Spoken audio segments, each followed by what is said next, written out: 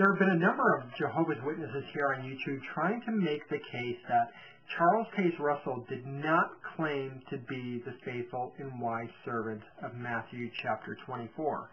So what I'm going to do is I'm going to read a Watchtower article and then answer some of the objections that I know will come my way from using this article.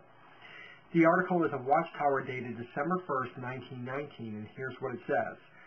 Thousands of readers of Pastor Russell's writings believe that he filled the office of the faithful and wise servant, and that his great work was giving to the household of faith meat in due season.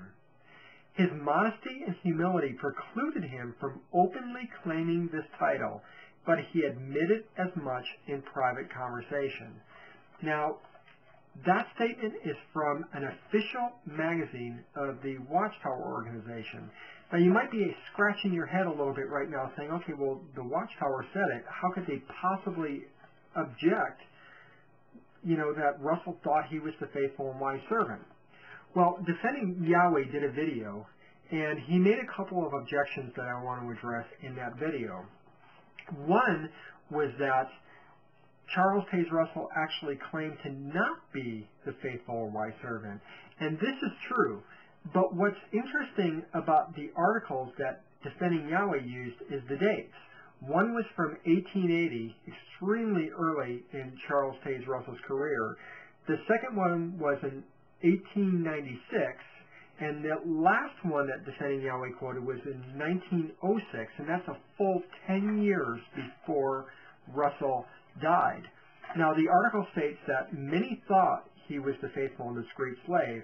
So what evidently happened was Russell had a bunch of people whispering in his ear, hey, you're the slave, you're the slave, you're the slave, you're the slave. At some point, he began to believe it. And just as the article says, he admitted it eventually in private conversation. Now, another objection that Defending Yahweh makes is actually quite silly.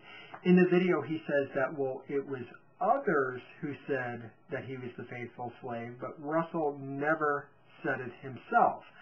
Now, that's not what this article says, though. The article says that there were people who thought he was the slave, and that Charles Taze Russell himself admitted as much in private conversation. A third objection that I've been getting is that it wasn't actually the anointed Christians who printed this article, that somehow some apostates or some opposers or some false ideas somehow seized control momentarily of the Watchtower and printed this false article. Now, there's absolutely no evidence ever given for this objection. So if a Jehovah's Witness out there has actual evidence that something like this happened, I'd be happy to take a look at it and see what it has to say. Now, what's really interesting about this to me is that Jehovah's Witnesses really do believe that one of the ways that God is feeding the congregation meat in due season is through the Watchtower magazine.